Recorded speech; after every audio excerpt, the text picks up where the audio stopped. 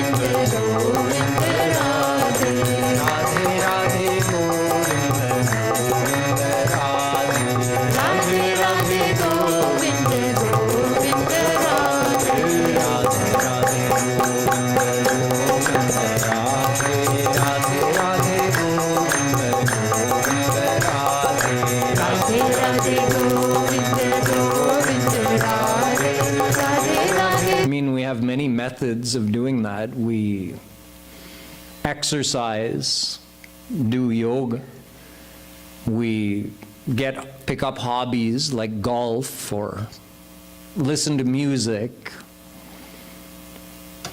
go for a run, do some meditation. These are all ways that we try to manage our stress, and certainly they're helpful. But tonight we're not just talking about managing stress or getting a temporary relief from stress. We're talking about eliminating stress. And in order to eliminate stress, you have to get to the root cause. And when we do that, we will see that stress is not the actual problem. Stress is merely a symptom.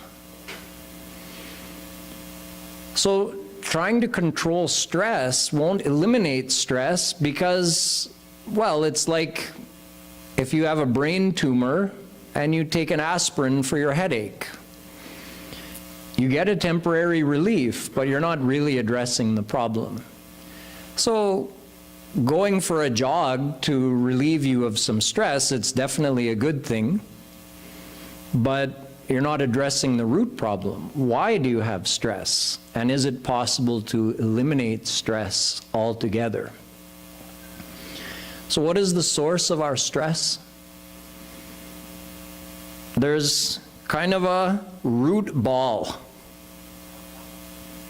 at the source of all of this. So we can examine this from a couple of different perspectives. One is intellectual. Intellectually, we don't know who we are. Who am I? So this is an existential problem. And we may not analyze it to that depth, but that's actually true for all of us. We all really wonder, who am I? And where do I belong?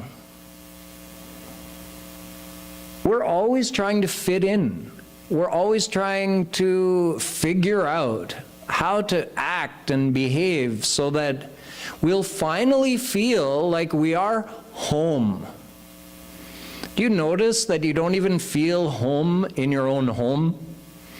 Even the home you grew up with, even if you had loving parents and a loving family, you never felt 100% at home.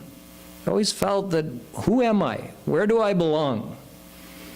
Everybody feels this. This is a tremendous source of stress. Where should I go? What should I do? Who should I be? What is the aim of my life?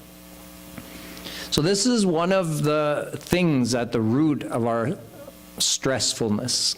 And another thing is that we're not happy. The two are actually connected. At our core, we are not happy. We want to be happy, certainly. We plan to be happy. And you could actually say that our each and every act is performed with the goal of reaching perfect happiness. That creates a stress inside of us as well. We feel some kind of lack, but a lack is like a very weak way to explain what we really feel inside of us. We feel that something is missing, something so important that without it, we're incomplete. We call it happiness. So at the root of all of this, we are unhappy. Even when we enjoy brief pleasures of this world, even that doesn't cure that inner void we feel. We still feel, even when enjoying the best things of this world, even when you're in the arms of someone who loves you the most, there's still fear. What if this person stops loving me? What if they leave me? And even if that fear isn't prominent, there's still a feeling, this isn't enough. That creates a great sadness inside of us. Even this isn't enough. I have love, I have wealth, I have everything a person should want in this world, and it's not enough. So all of this combines to create this ball of, well, it's the root problem. Who am I? Where do I belong? Why am I unhappy? Why can't I find perfect happiness? Why am I always dissatisfied? This is the source of all of our stress. If we could, so it's both an intellectual problem and an experiential problem.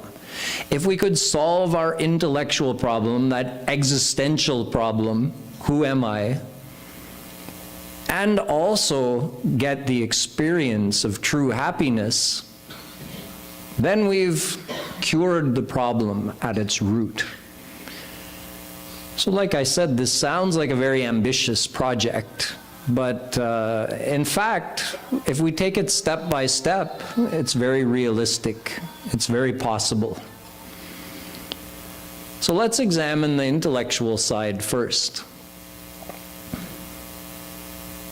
We all doubt, who am I? Do I belong here, or do I belong? That's why the grass is always greener somewhere else. I'm with these people, but would I be happier with those people? Do I actually belong over there? I'm in this job, but would I actually be happier in that job? Where do I belong? Who am I? So, this is something that even if a person thinks about for their whole life, trying to figure out who they are, we can't answer this question for ourselves. Which is kind of humorous if you think about it. I mean, it's ironic. We want to know who I am, who we are, and yet we can't answer that question ourselves. We need help to answer this question. The help comes from our scriptures. Our scriptures, Vedic scriptures, Ved, Shastra, they tell us, first of all, that well, let's start with this. You are not the body.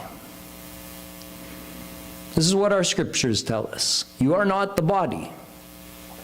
Ajo nitya shashvatoyam purano nahanyate hanyamane sharire. Shvetashvatra Upanishad. The body dies, but you don't die. So you are something other than the body. See, the scriptures tell us this, but we can also know logically. You see someone, you knew them, just a few minutes ago they were alive, and now although the body is lying there, they are no longer there. They died. Their body died. So you can logically deduce that whatever that individual was, it's not this body, because the body is still here, but they're gone. Where did they go? I don't know. I didn't see them leave, but they're no longer here. So we're going to get rid of this body. But this mantra from Shvetashvatra Upanishad says, you are not killed by the death of the physical body. So you're something more than the body. Okay, then, I must be my mind. You're not your mind either. Because when you go to sleep at night, you enter into a state called Sushupti Avastha. In this Sushupti state, you're even beyond dreams. Before that, you go through a dreaming state, swapnavastha. In that state, your mind is still active, your subconscious mind. But when you go into sushupti, then even the subconscious mind becomes quiet. Your whole mind merges into a completely inactive state. During this time, we actually do get a relief from stress, but it's only temporary. It only lasts for as long as we're in this sushupti state. Even when you're dreaming, you still feel stress. So the dream world is not a relief from stress, but that deep, dreamless sleep, that's a relief from stress. It's a relief from all thoughts, all feelings. But then you wake up. So when you wake up, you feel, okay, I'm the same person I was yesterday. I'm the same person who fell asleep last night. And I'm the same person who was dreaming, and I'm the same person who is in that deep dreamless sleep of which I have no recollection. And now I'm the same person who's awake. So I was continuous throughout, even when my mind technically wasn't there during deep dreamless sleep. So I am not my mind either. I am not my body, and I am not my mind. Then what am I? Our Shastras tell us that we are souls. We are Atma. The Atma is the true identity. So the thing that feels stress is not actually you, it's your mind. The thing that feels pain, physical pain, your body, that's not actually you.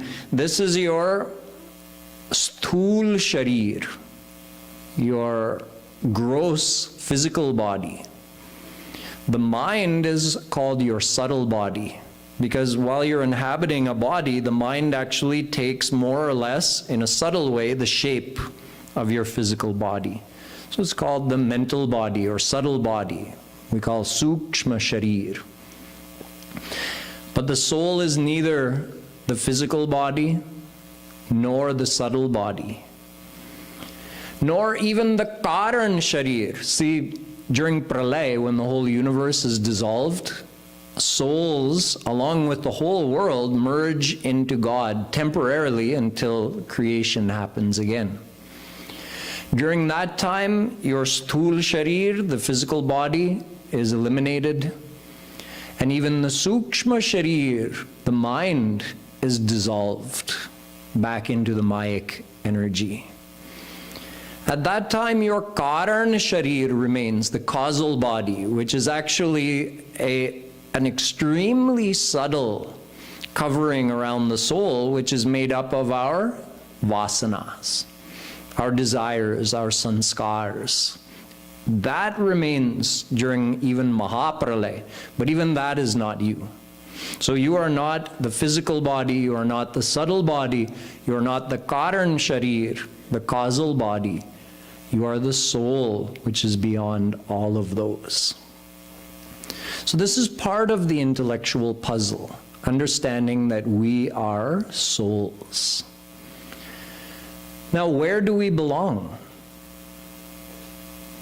We know we don't die when the physical body dies, but we keep going on and taking birth after birth, getting a new physical body each time, getting a new face, a new look every time. So this body is not me, and even my mind is not me, although it's a part of my personality.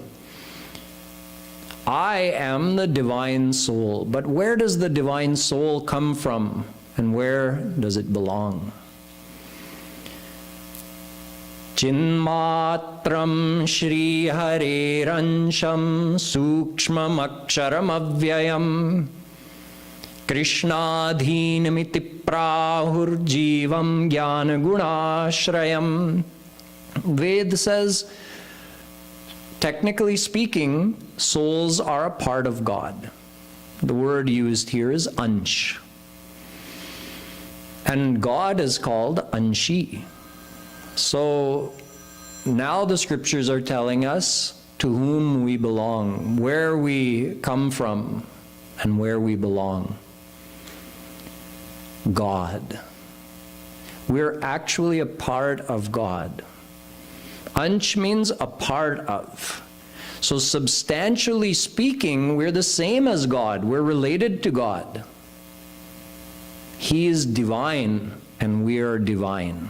That's why we're sentient beings, because God is a sentient being and we are a part of His family. We're just like Him in this way. Although He exceeds our limitations in every other way, but in terms of our substantial existence, we are made of the same substance He is. Sat-Chit Anand, divine substance.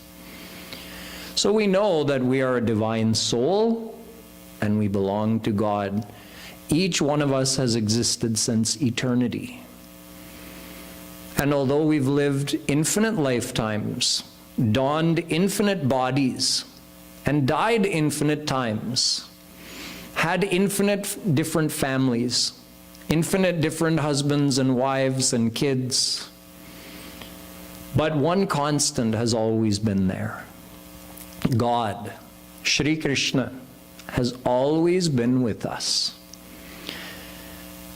Shri Krishna is Paramatma. He lives inside of us. Eko Devah Sarvabhuteshu Gudha Sarvavyapi Sarvabhutantaratma. Shvetashvatra Upanishad says, He's not only all around you, He's even within you. So this is the other part of the intellectual puzzle that we're missing. We feel alone because we forget that Krishna is with us. We feel stressed out because we don't know who we are. So we have to remember, I am the soul. I am a divine soul, and nothing can destroy me. I have nothing to fear on a soul level. Something may harm my body. Nothing can harm my soul. Nothing can destroy me. I have been here forever. I will be here forever. No matter what happens to me in this life, I will always remain, and Krishna will always be with me and within me. So I'm never alone and I'm never apart from Him. Doing manan of these few facts that I just shared with you, this is part of what we need to do to begin to eliminate stress. This intellectual understanding has to go deep into our mind. I am not this body. The things happening to me in this world, they're a part of my life, but they too shall pass. I am eternal and indestructible, and I belong to God. I'm a part of Shri Krishna. He is mine, and I belong to Him. When this idea, well, as deeply as this idea enters one's mind, that much we will become impervious to stress. So this is the intellectual side of the puzzle. And one thing I forgot to mention is when I conclude this lecture in a few minutes, there will be a chance for some question and answer. So just keep it in mind. If you think of anything that you want to ask me in a few minutes when I finish, then we'll have a chance for some question and answer. So we covered the intellectual side. What can we intellectually do to address the root cause of our stress? So we have to accept these facts that I am a divine soul and I am a part of Krishna and He is always with me. However, intellectual understanding on its own is not enough. We need to experience something. What is that? Happiness. When you feel happy, you don't feel stressed.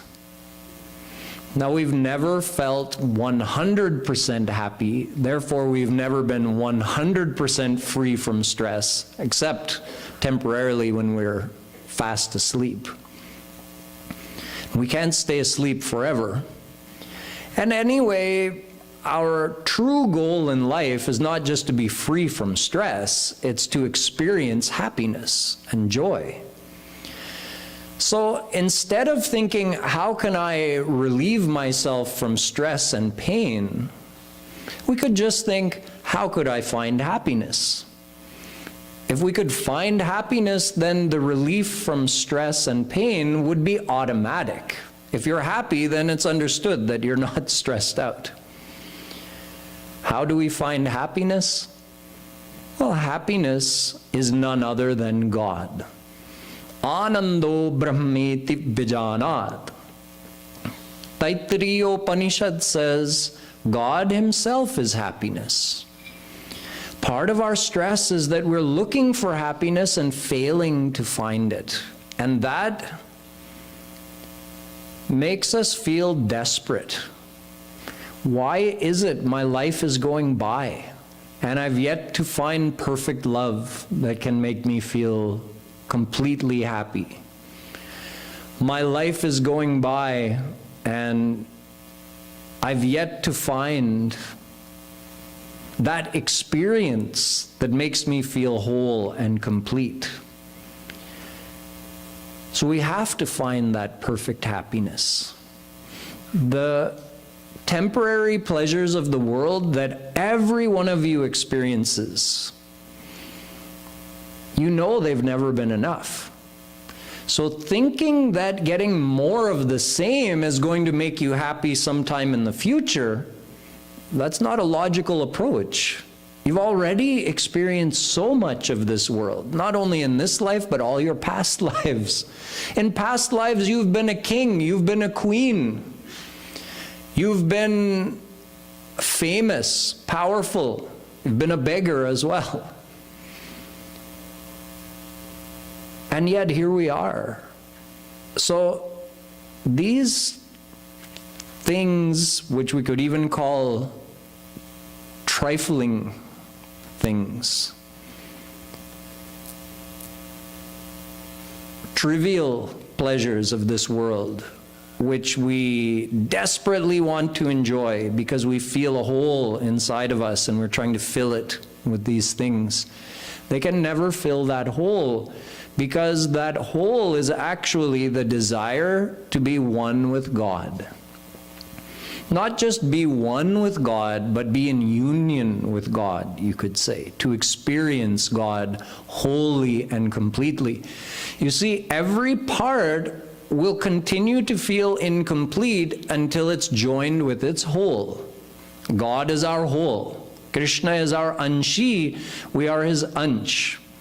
This is a law of nature. You know that, see, we could say that if this were a clump of earth, this is like ansh, and the earth is the anshi. This is the part, and it belongs to the whole.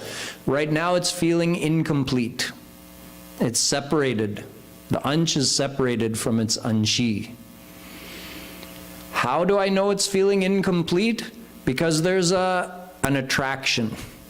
The only reason these two are separated is I'm holding it here. If I release it, it automatically is pulled towards its anshi. We also feel a pull towards our anshi. We want to join with Shri Krishna. That is the source of our feeling of incompleteness. Every soul is a part of God and wants to experience God. And God is perfect happiness. That's why we feel that tremendous, that tej ichha, that intense desire to experience perfect happiness. That's why nothing in this world can satisfy us, because the worldly things are temporary and they're material. But our true self is divine. So material pleasures can't satisfy the divine soul. Only divine God. can make us feel complete. Divine happiness would be experienced as perfect happiness. God's love would make us feel perfectly loved. No person in this world can love another perfectly because we ourselves aren't perfect. Until we become God-realized, we're always incomplete. So this is the experiential side. Both the intellectual side and experiential side go hand in hand. In other words, you need to understand the intellectual theory, what we call Tattva Gyan. Who am I? How am I related to God? Where do I belong? Where is perfect happiness? But then you also have to experience that perfect happiness. The ultimate experience comes when you become God-realized. So to become God-realized, you have to follow the path to God.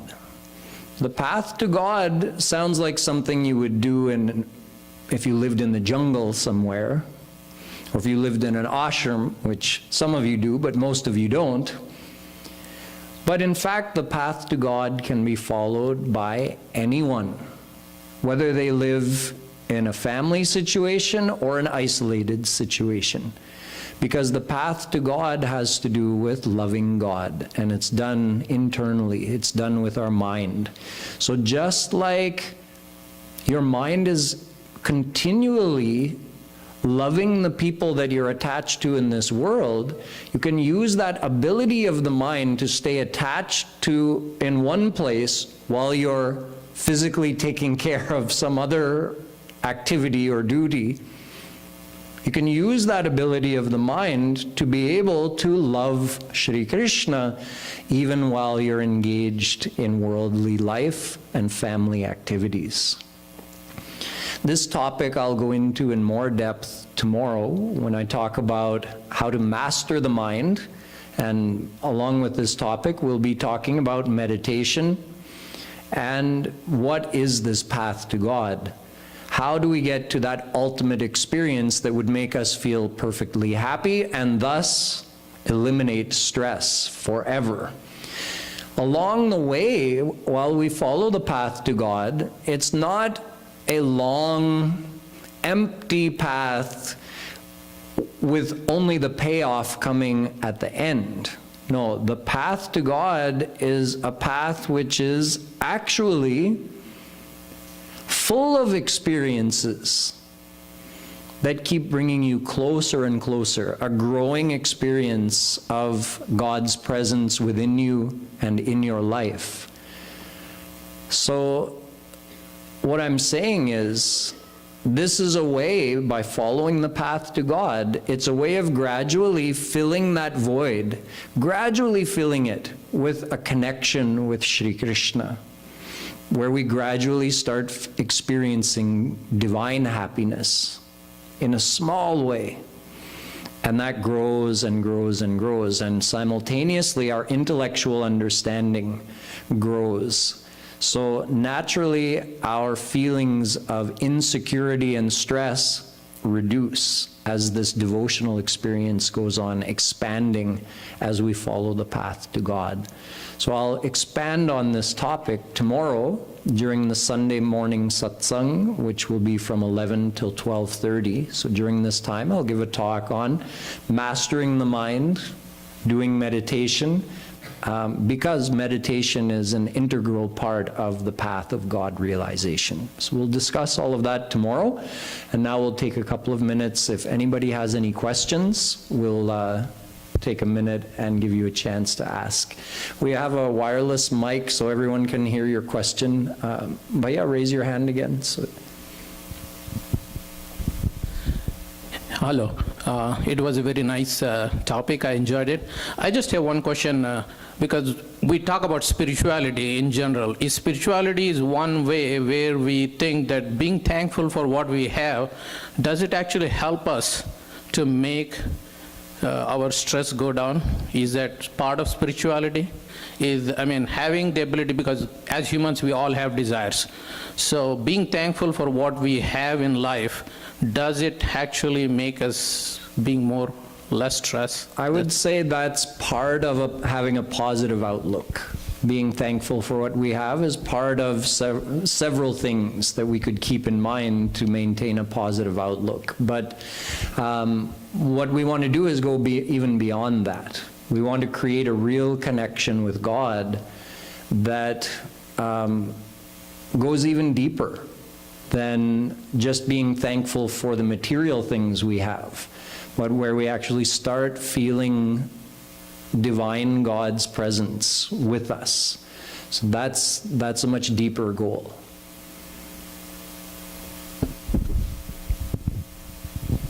Hello. So when I close my eyes, and so sometimes I feel, okay, I am a soul, I am not a body. But the problem starts when I interact with the world. When I go to the job, when I meet my friends, meet my enemies, and meet my wife even. So how the practice can help me to remember at that situation that I am a soul and not the body. And so what kind of practices I can do to detach from that world? The path that I'll be describing in tomorrow's lecture, the path to God, which includes the practice of meditation, which we do here. By practicing that every day, what ends up happening is that spiritual consciousness, which you referred to, where you have some awareness of your divinity, that spiritual consciousness has to be integrated into our material active life. And initially the two don't integrate, but the more we practice, the more that spiritual awareness becomes almost like our baseline. It becomes our regular waking consciousness. But that takes time, it takes practice, and it actually happens naturally. So the more the meditation we do here is a very specific meditation called Rup Dhyan, where we meditate on God Himself. So by doing this, we create and deepen a connection with God. So while you're doing the meditation, eventually you start experiencing something in a very deep way. And in the beginning, again, you get the disconnect. As soon as you stop your meditation, the world just takes over. But eventually, over the weeks or months or years, if you keep practicing, that actually spills over into your, like the tide rising. It starts spilling over into your material activities or your material consciousness, you can say. But it's a process. It takes time. There's no easy way, there's no like shortcut or trick. You just have to keep practicing until that enters your daily waking consciousness.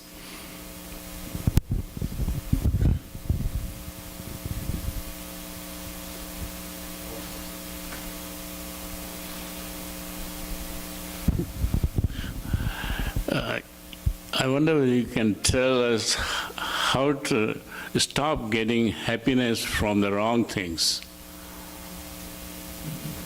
Be it eating, sleeping, laziness, drinking, what have you. Recognizing that those are temporary pleasures is part of it. But the real effect comes when we start, remember I was saying we have to get some experience of God, and it starts small and grows. So the more experience we get by following the path to God, and the bigger that experience becomes, the more space in our heart it takes up, and the less interest our mind has in those types of pleasures that you were describing. It's not wrong for the mind to want happiness or pleasure. It's our nature. Because God Himself is happiness and we're a part of Him, so we naturally desire happiness and pleasure. But the thing is, we're seeking it from the world instead of seeking the divine happiness from God. So until the mind starts experiencing that happiness, it's never going to let go of the material pleasures. So don't worry too much. I mean, have the knowledge about the limited nature of the material pleasures, but don't worry about forcefully making the mind leave those things. Think more about how can I attach my mind to God and start experiencing devotional happiness, devotional pleasure, and that will create a natural transition where your mind will naturally start becoming more interested in God than the world. Any other questions? Yes, here.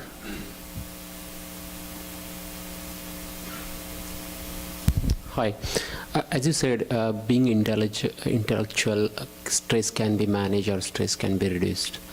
What about like emotional intelligence? Like when you are in stress, your emotions can go up and down, and that it's really difficult to control emotions. Like it can be visible to your face, and it's a different situation while working, while at home, anywhere in the world. So how we have to control the emotions, like as a two theories you suggested, like being intellectual, but like emotional intelligence is a completely different thing. How we combine with spirituality? Well, there's two things. There's eliminating the root cause of that emotional volatility, which is the very same we were talking about. The root cause is the same, that we're separated from God and we're unable to experience God. That's what creates that volatility in our emotions. So the solution is also the same. The more experience of God's closeness we have, the more level-headed we'll be. So that's addressing the root cause, but since that's a gradual process that takes time, in the meantime, we also have to have some techniques for managing our emotions. So those techniques are fairly simple. You know, many of you probably have your own techniques, but one way that Jagadguru Shri Kripaluji Maharaj used to tell us that, you know, if you feel some reaction coming on and you want to try to control it, so the first thing you can do is try to just think Krishna is watching me right now. So how would I behave in front of Krishna? Or maybe you're feeling angry at a person. So then not only feel like Krishna is watching me, see Krishna in the heart of that person. Then whatever that emotion was, it's going to calm down immediately, if you can really do that. It's possible. Sometimes we are so angry we don't even want it. We say, yeah, Krishna may be there, but I don't want to see him. I want to be angry at this person. Then nobody can help you, right? But that's a technique that if you can actually implement it, you don't need any other technique. Oh, I'm having this emotion. It's going to be a destructive emotion. I better manage it. Okay, see Krishna in this person. Or Krishna is right here watching me. Then that takes care of the problem. Maharaji also taught us one breathing technique. He called it Radhe breathing. So Shwas Shwas se Radhe Radhe ka jap karna. He says you inhale and you say Ra, not out loud, just in your mind, in your heart. You say Ra, Dhe, Ra, Dhe. So in Braj, where Radha Krishna took avatar, everybody says Radhe Radhe for everything. For hello, for goodbye, for getting somebody's attention, for everything is Radhe Radhe. So we can use Radhe Radhe to help us control our emotions also. Just breathe in and breathe out and just say Radhe. So you're getting the effect of God's divine name, plus you're using the breath to command your emotions to settle down.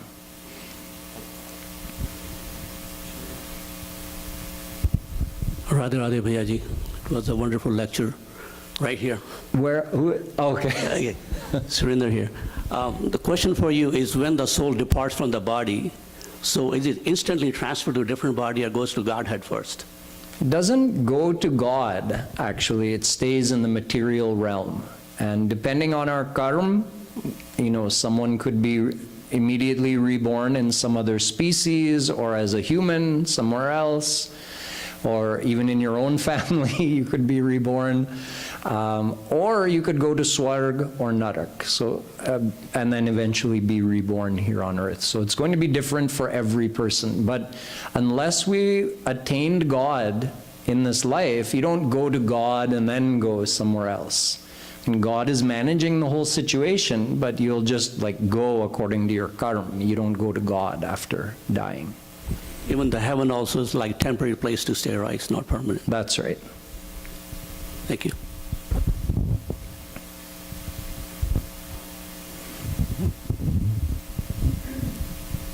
Hello. Today is my first day I'm attending this kind of lecture, and I'm really pleased to hear. And today's the topic is really important for everybody, and this is stress out from the life, right? So as a day-to-day life, I was thinking about like whenever I'm just talking about my life. So whenever I get the stress, by the time I get the pleasure also somehow, because I believe in the God. And I was thinking that happiness is kind of illuminating of my stress level, but I'm not, I'm a little confused whether this is from God's side, or is that the true happiness, or how do I take that kind of pleasure when I have a stress, too much stress in my life? So the pleasure comes by remembering God? I always remember God. Yeah, that's the reason I'm asking the question Yeah, today. so if to you're you. getting pleasure by remembering God, this is a glimpse of the divine pleasure. It's depending on how much connection we have with God, we experience pleasure while remembering Him. And that's the real pleasure. That's the real happiness. Oh, thank you so much. That's my question. So now we have to know how to increase that so it stays all the time, which is what I'll be talking about tomorrow morning. So let us finish with a couple minutes of kirtan, which is actually a time to meditate. So I'd like you all to think about Krishna. Think about that tattva gyan you got, that you belong to Him. You're the same. You're related to Him. And He's always with you. So just see His beautiful form and feel His presence with you. And we'll do a couple minutes of chanting while we all do our own meditation and try to feel close to God in this way.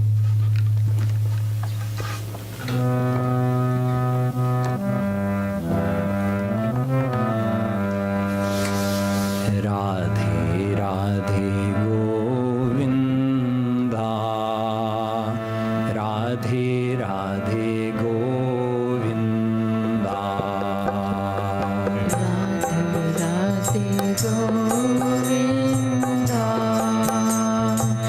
Radhe Radhe Govinda.